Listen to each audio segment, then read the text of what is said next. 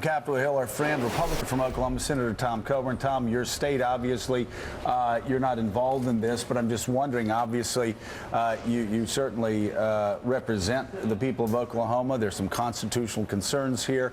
What is your understanding of what happened, and what's your view on how Oklahoma should move forward? Well, they just, as a physician, I can tell you it's obvious that they didn't have good access to his circulatory system, and drugs that were injected didn't get into the circulatory system. So I don't know the details of it. It's a state issue. They need to handle it. It was certainly not done appropriately, and it doesn't seem to be thought out in terms of backup systems in case something fails, which is what we always do in medicine. We try to have a backup system. So we'll have to wait and see what the investigation by the governor's office and the prison system there shows. And it's an unfortunate thing, but it's, again, anytime you're doing anything with the body, things can go wrong. And of course, this leads to the discussion about the death penalty and whether or not that in and of itself is appropriate, and then whether you can do that humanely. What was he on crime? What was his crime, by the way? Oh, it was horrific. Murder and rape. Bring that out. He shot and we talked about this yesterday. He shot a 19-year-old woman and buried her alive, and it just absolutely horrific. The other man on death row, his crime was equally horrific as well. Sam Stein. And we're stumbling. What's that? That's right. And we're stumbling the fact that his death maybe happened a few seconds slower. No. We're stumbling. We're stumbling because when you have somebody, well, first of all, the entire. You know purpose, my point. You see my point. No, I don't. Because no, you don't? No, I don't. Because the entire purpose of lethal injection is supposed to make it more humane, not for the person that's being executed, but because we have a constitution that forbids us to engage in cruel and unusual punishment, and allowing somebody to suffocate. That 19-year-old had a rather. Yeah, but you know what though?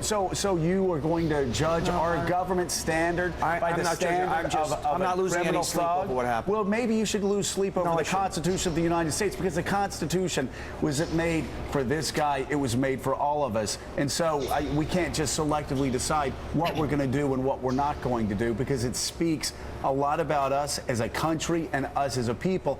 And yes, while private individual, if I were the father of the girl that was shot and buried alive, I would want to exact revenge and go out and kill the guy.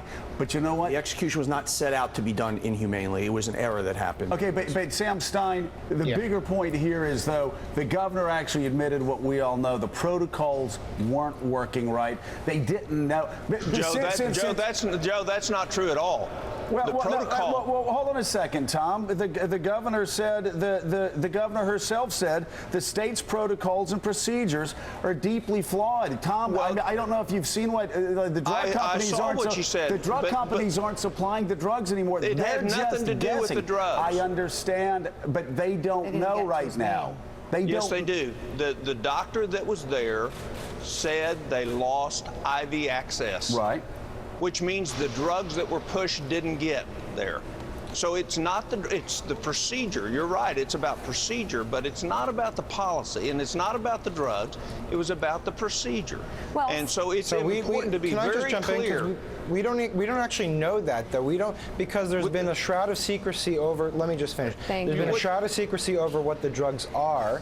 And in fact, it's been shown statistically that 3% of all executions have been botched. It was a month ago in Ohio that a man waited 24 minutes to die. So there is an established shroud of secrecy over those drugs, and it's impossible at this juncture to know if they can be applied effectively in cases of death penalty. And to Donnie's point, and I would love Donnie to respond to this, 2 days before this execution took place, a study came out showing that 1 out of every 25 people on death row, people who are executed, are likely innocent. And I'm wondering how you feel about that in light of what you said, which is a commonly held position that these people deserved even a gruesome botched execution because of the gruesome crimes that they committed. I'll respond this way: that 3% of executions are botched.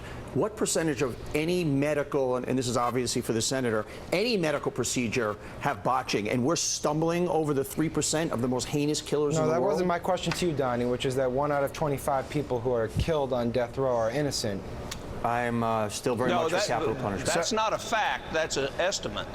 Yeah. That is not a fact. That's an estimate. And so it's Okay. really important that we don't confuse facts with estimates. All right, so Tom, Doesn't change my question, what's your position, Tom, on the death penalty itself? And the only reason I ask this is because obviously some evangelicals, Pat Robertson many years ago, started moving away from the death penalty. We're one of 5 or 6 countries in the world that still have a death penalty.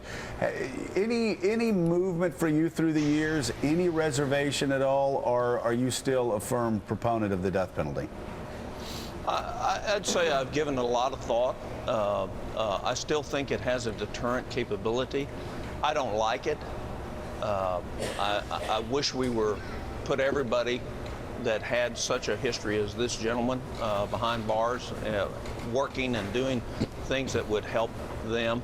But I haven't changed my position. I think it is a deterrent that does affect and impact people.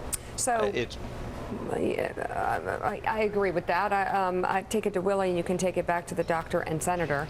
I think one of the things that I found troubling from the story of this is that the shades were closed when things started to go wrong. Yep. And that I really think is a procedural error. If we want to talk about procedural errors, they should have been transparent about it. And the reporters that are there to witness this, which are there to be a part of the process, were denied access to see what they were supposed to see. Yeah, if you can read it online, there's a pretty horrifying minute-by-minute account, and it does say at one point the shades are drawn. That's they don't know what awful. happened in those few What minutes country before is they're this? reopened. Senator, I would ask you as a doctor, and I mean this quite seriously, is this the best we can do? If you believe death penalty is a good thing, is this the best we can do in terms of procedure and the way we do it? I mean, you could argue that the way they were doing it 300 years ago is more humane with a guillotine. I don't think we should go back to the guillotine, but it was over quickly. You knew it was going to happen. We see this time and again, this botched experiment, effectively, How by are we people so who bad don't at know this? how to do it. Why are we so bad at it, and is there a better way to do it if you believe the death penalty ought to be used? Well, Willie, I think first of all, the generalization that it's botched time and time again really doesn't hold up. There have been some errors. But I think if you look statistically, that's, you know, as a percentage, it's a very, very small number. One. Number two is every medical student knows how to do this after about their 3rd year if they wanted to figure it out. I mean, a combination of drugs that are readily available, you can do this. So the drug question is a different thing. I think this is just an error on the part of individuals to not follow a protocol that should have been followed and not testing the security of their access. And I think we'll wait and see what happened, and the autopsy will show us that. Okay. But it's a problem, and you know, if we were perfect at everything, you all wouldn't be on TV and I wouldn't be here. Oh, good Lord, that's true. Mike Barnacle. Senator, you've been talking about, capital punishment as a deterrent. There are many members who I've spoken to who are in law enforcement. They say, yeah, it's a deterrent, but only to the person being killed there in the electric chair or whatever. And if you look at it, if you look at the states that have capital punishment in this country, you can make a case, a strong case, that it's far more punishing to put a person in jail for life, in prison for life, rather than to execute that person, as well as the fact that it's far cheaper, given the fact that, they just litigate the death penalty on and on and on and on, and it costs states a lot more. Have a drink. I think he thought. Well, maybe. that may be the case. Your first assumption there is it's only a deterrent to the person who's undergoing it. I'm not sure that I would agree with that, or that the studies agree with that. That's a theory. The fact is this is a controversial subject. It'll be that way. And it's unfortunate what happened in Oklahoma, and Oklahoma will correct it. They'll be transparent about what happened. They'll fix what happened, and they'll go on down the road. And humans make errors, and I'm sure that's what has occurred here. Senator, Jeremy Peters is in Washington as well, and he's got a question for you. Jeremy. Okay.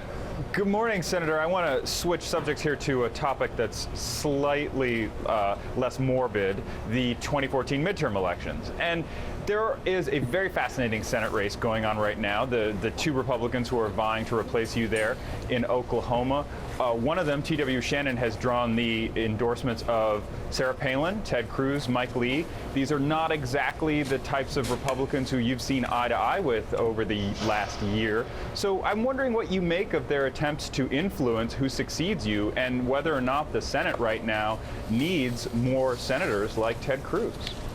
Oh, I think you probably ought to be asking Oklahomans other than me what they think of it. I think there'll be a backlash from their effect there. Oklahomans don't like being told who to vote for. If you'll recall, in 2004 when I ran, Washington was telling them what Republican to vote for and spent millions of dollars backing that individual. And that individual ended up getting about 30% of the vote when I got 62. So Oklahomans, as a matter of fact, there's been some op-eds written on it. They just soon everybody stay out and let us figure it out with who we want. Okay, Willie, guys. Senator Coburn, we'll continue our lightning round here. I want to ask you about the minimum wage. You voted against it yesterday to raise it to $10.10, or to continue the debate on that anyway. What do you make of the argument now from the White House and from many Democrats who support raising the minimum wage to $10.10 that you've turned your back on hardworking Americans, including those in your home state of Oklahoma? I think it's malarkey. The fact is if you look at the OMB studies and you look at the good economic models, is the benefit is small. The cost of lost jobs is great. It goes against the free market principles. Susan Collins is going to be bringing forth a better proposal. We don't know what the minimum wage should be. How'd they pick 10.10? Why not 22? Why not $100? That makes everybody make $200,000 a year. The fact is what we have is an economic system on its butt right now because we have poor leadership and poor policy. We don't have capital investment, and we don't have demand creation because of the leadership policies of this administration and this Congress. And I'm saying Republican and Democrat alike. And you're fixing a symptom rather than fixing the problem. And what we need is the demand for workers. And the Affordable Care Act, driving down hours to 27 and 26, is one of the things that is really hurting in terms of the ability of median family income to rise in this country. But Senator, do you think there's a deal to be had there? I mean, $725 where it sits right now, if you work 40 hours a week, works out to $15,000 a year. That's well below the poverty line, as you know. Is there some middle ground? Maybe it's not 10.10 if you think that's too high, but do you think $725 is sufficient? No, I don't believe you ought to interfere in the market. If there's to be a minimum wage, my theory is if Oklahomans want a minimum wage, we ought to have it. I don't believe there ought to be a national minimum wage. That's my position. I'm the only member of the Republican Party that's still here that voted no on the last one. And I believe that markets work better than bureaucrats. And I think there's lots of downsides, and there's lots of written in the economics field on raising the minimum wage, whether you raise it $1 or $20. So if you want to prove the point, let's raise them all to $20 or $25 if you want to give somebody a livable wage. Because at $25, you put them at median family income, which has not increased since 1989 in this country, and everybody else is going backwards as the very rich and the very wealthy move way out. All right, Senator Tom Coburn, it's always good to see you. Thank you very much for being on the show this morning. God bless you guys. Thanks. God bless you too. Thank you, Senator.